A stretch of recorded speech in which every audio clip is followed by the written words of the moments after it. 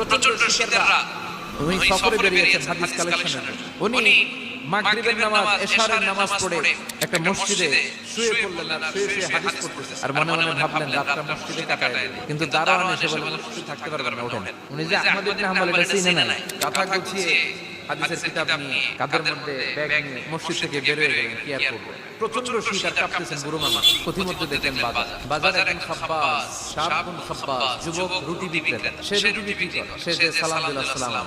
আহমদ ইবনে হাম্বল বলে, যুবক আমার যাওয়ার জায়গা নেই, সফরে বেরিয়েছি, খুব শীতে কষ্ট পাচ্ছি, রাতে যদি তোমার এই চুলা থেকে একটু আগুন পোহাই কোনো সমস্যা?